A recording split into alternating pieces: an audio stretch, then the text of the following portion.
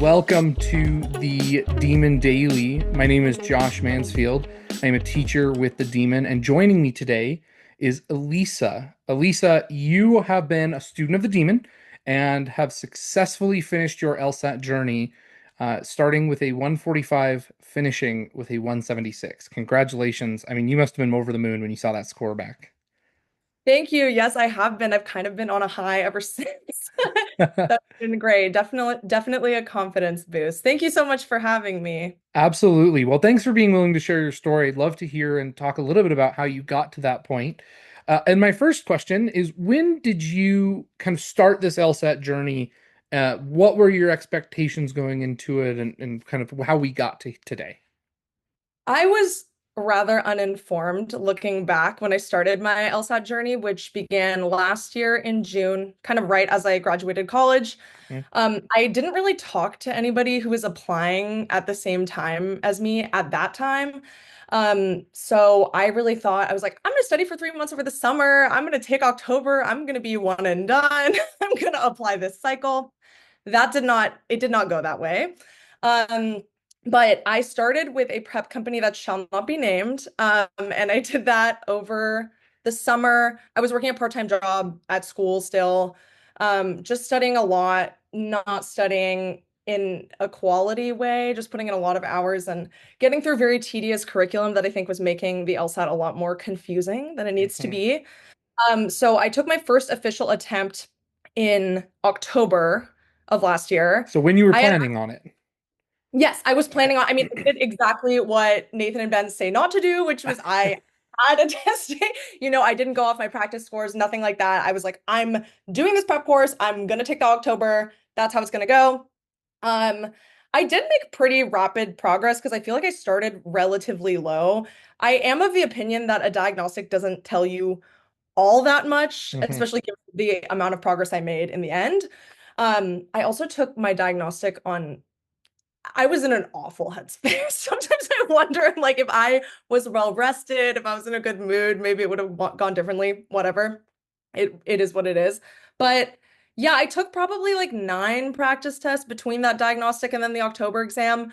I made some progress, but I discovered the demon just before the October exam, probably in September. And it was just so different from everything I had learned from this prep course. And I was really open to it because I just felt like everything was so confusing and made so much unnecessary work for myself, that I kind of started unlearning everything. I experimented with stopping diagramming, stopping writing everything down, trying not to like plunder through the sections and finish everything. And so I kind of incorporated all of these demon techniques right before I took that October test. And that October test, which was a 169, was the second highest test I had on record at that point. And it was Wow. just, like after I had started doing all these things and unlearning everything that I was taught to do from this other prep course. So I thought to myself, well, okay, something is going right, clearly, if I keep on this journey. So I was still not a 169 I feel like is great for a first attempt. I was happy with that. I think because it was 1 point shy of a 170, I was really beating myself up for over it because I was very attached to that 170 plus. But I knew I had it in me. So I decided to keep going. I was still under the delusion at that point that I could like edge into this cycle. Like if I took the January test, it would be fine. Again, like not really internalizing all of the demon advice yet, although I had started listening to the podcast really religiously. So slowly I'm like internalizing everything. You're sipping the Kool-Aid. Exactly. I really Yeah, was. yeah. And everything started to make so much sense. I was just like, this is such a pragmatic approach. And I really want to set myself up for as much success as possible. So it was at that point that I started feeling like, okay, maybe I'm not going to apply this cycle. Like maybe I really should take my time with the LSAT and just give myself as many opportunities to get the score that I believe I have in me. Um, but it's funny because I was getting a lot of pressure from my family. My family really, Mm. kind of what Nathan and Ben were saying, like, my mom was like, you can do it, 169 is so amazing. Like you should just go for it. But in my head, I just knew, I don't know, I knew that I should take more time. And I registered for January, because also I kind of did this thing after each attempt, which I was like, let me just wishfully think in the weeks after the test and like hope the score is great, and then I'll start studying again. So that, whatever, that's kind of how that went. I signed up for January. Um, Ended up delaying until February because of I was affected by the fires in Los Angeles where I live, so that was kind of a mess. LSAC gave Los Angeles test takers the option to delay without a charge. Oh, nice. Yeah, so I kind of took that as a sign to delay not only the January LSAT, but also I completely gave up the delusion of like I'm gonna squeeze. I realized that that was not viable. And so I kind of gave that up. Um, Took February. I hadn't been as consistent about my studying between October and February, but I was kind of fully on the demon at this point. I had really left behind all of the stuff before. I was really just using the demon, trying to use kind of the schedule that Nathan lays out in that. Hmm. I ended up getting a 168 in February, which was um I mean, that felt like a blow, but I also, after the brief crash out, I just had to be like, look, this was in my range. Hmm. Obviously, this wasn't, what I wanted, but it doesn't mean I don't have those higher scores in me because before that 168, I had a 177 practice test on record. So I knew I had it in me. Like I knew that I had some horsepower in me. I knew I could do it. And that just wasn't the day. That wasn't the test, but I kind of kept telling myself this is just another PT in my range. Doesn't mean it's not possible. Doesn't mean I should slow down. So signed up for April. Um, really recommitted myself to studying, like had a strict schedule, didn't go overboard, just did that one high quality hour a day. Hmm. Took about like four practice tests, didn't go overboard with the practice test, but really just tried to get in time sections and everything. And then I pulled off that 176 in April. And I had registered for June, though. I want everybody to know I registered for June. I was fully ready to take June. I was unwilling to give up until I got what I want. And I was prepared to take August too. So thankfully I was able to withdraw from June. But yeah, that's kind of the trajectory. TLDR. Yeah. Well, I think as well you highlight such a notable point. Your first test, the 169, was probably, as you mentioned, the top end of your range, right? Hmm. It sounds like, if I had to speculate, your practice test's real average was around a 165-ish. Yep, yep. That 169 totally within your range. You hit the top end, you had a great day, right? You then go get a 168, which is the very bottom of your range. And so I think so many students, and I'm sure you probably had that moment, and it sounds like you rebounded quite well, but I'm sure so many students would have that moment of like existential dread, like, oh my gosh, I went down a point. I've been working so hard. I've been studying. I've been doing all these things right. I've been doing it better. My practice test scores are going up, and then I scored lower. And it's like, well, yeah, but again, it's in your range. But the difference is the first time you hit the top end, now you're hitting the bottom end and you're getting the same score. So go take it again. Let's see if you can get the middle or the top end of that range. Yep. Uh, Excellent. I mean, it sounds like once, it took some time, but you got there and really started taking that process. So you Yeah. mentioned that you were not going overboard studying about an hour a day. Was that the case for most of your studying? Yes, with the exception of that 3-month period immediately after graduating where I was just being insane and studying anywhere from like 1 to 5 hours a day. It was a dark times. But yeah, I would say it was about an hour a day and 6 days a week. Like I would take a day off. Sometimes I wouldn't take a day off. Um, a day off sometimes would just mean like I love the app. I love you Mhm. guys for the app. I would do it on my phone. I would just do it when I was out and about, Yeah. just try to do something versus nothing. Um, I would also my friends will make fun of me for this. I'd be like, "Do you guys want to do an LSAT question?" Okay. Like I, Lisa, actually, that is one of what I think the best piece of advice and things that helped me on my LSAT journey. Uh, Mhm. my wife and I did a road trip to Glacier, and I did LSAT questions and taught her LSAT questions. It helps Exactly. so much. It It helps helps so so much. much. It helps so much. And on that same note, I was obviously, doing this to laymen out there who had no Hmm. familiarity with the LSAT, but I also found people in the Demon Discord server and was studying with actual other people. So that was a huge part of my of my journey. But it was really fun. Like my friends, my boyfriend, everyone, we would just be doing things together.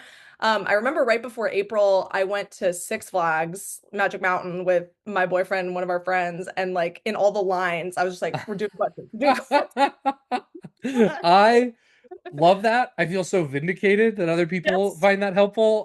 And I also now know that I can tell my wife that she's not the only one who had to suffer through this. No, not at all. Her and everyone I know, basically. Yes, yes. Good. It's a wonderful study strategy. So, in addition to forcing unsuspecting suckers into doing LSAT questions with you, what else did that hour a day consist of? What were you doing in order to study? I really mixed it up between drilling, timed sections, and then the occasional PT.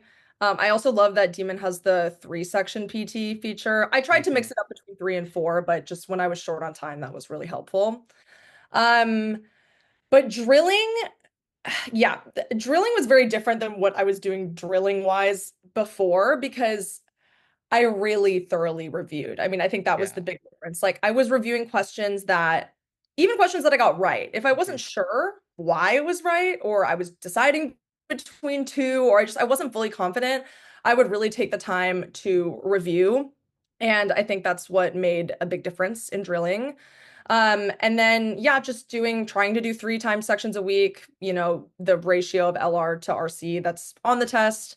So yeah, that was kind of my hour or like hour and a half if I needed time to review. Sure, sure. Towards the end, Um, thankfully, there's less time to review because I was getting most things right, but yeah, yeah. It's a great feeling. It's a great yeah, feeling when you don't have to review as much.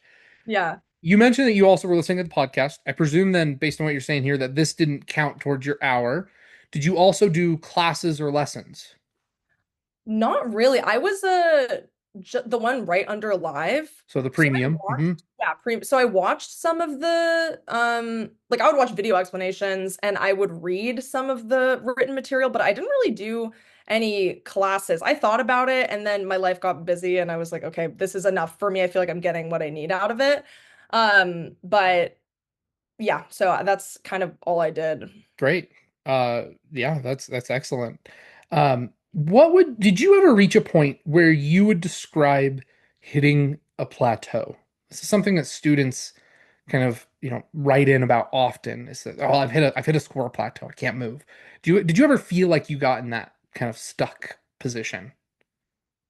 I'm trying to think. I honestly, towards the beginning, I feel like that was the case, but honestly, before like when I moved to Demon, I didn't really feel that way. It was really when I was with the prep company before, I felt like I was getting really stuck.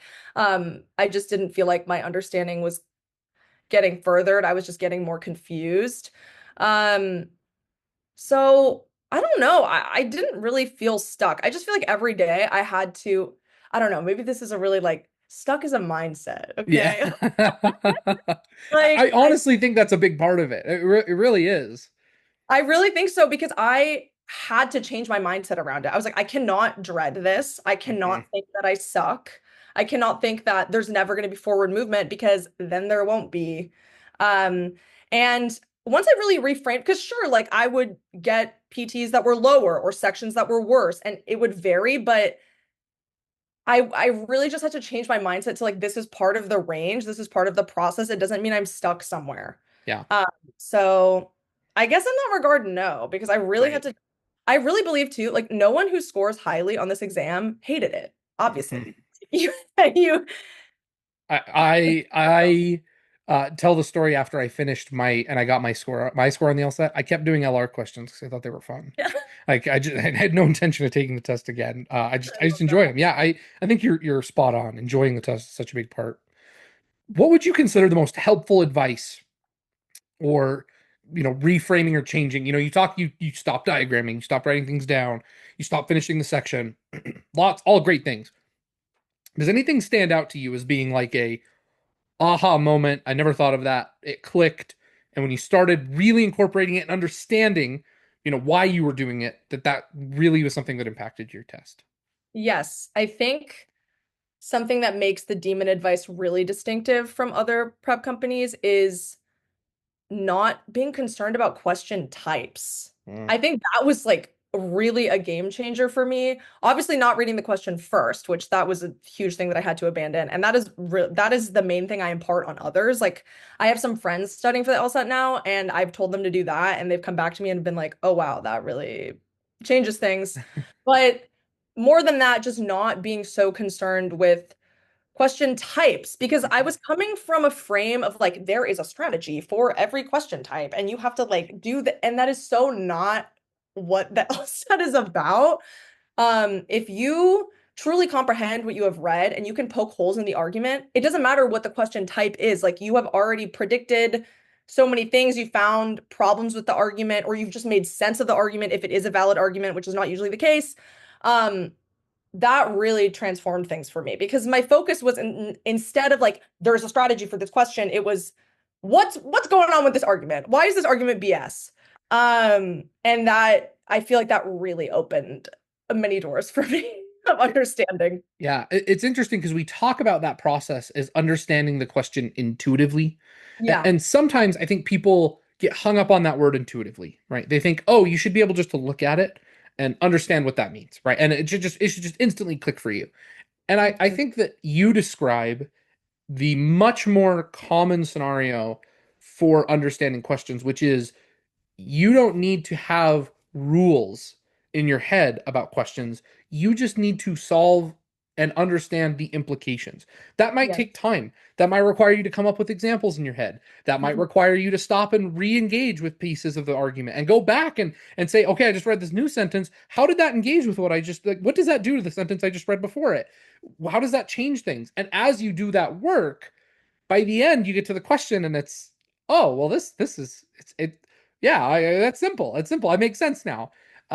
That is the difference on intuitively versus this idea of writing rules around Yep. the the question types and such.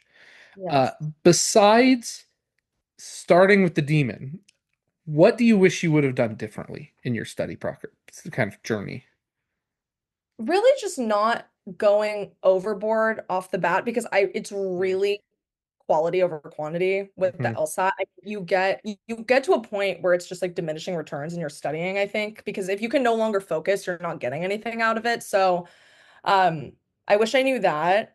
And I also wish I knew that I don't know, you should just give yourself as much time as you need and you shouldn't bank on one administration, one cycle. Like you should just be open to the process and however long it's going to take you because it is worth it. Like it's worth it to invest in yourself. It's worth it to set yourself up for success. And I was just really attached to a timeline that evaporated for me. Now I feel like I'm in a great spot to apply first in line for this coming cycle, but Yeah, um yeah, I don't know. I just wish I wasn't so attached to a timeline. And I just was open to taking the time I needed and not beating myself up because it's like it's however long of a process it's going to be for you. right. So, yeah, that's what I wish I knew. You have this extra year now because you're applying for the fall of 2026 start time. What are you going to be doing with this time that you now have? You're done with the LSAT. You obviously got to get those applications ready, but eventually those are going to be finished too. So what's the plan for with this extra gap year that you weren't planning on taking?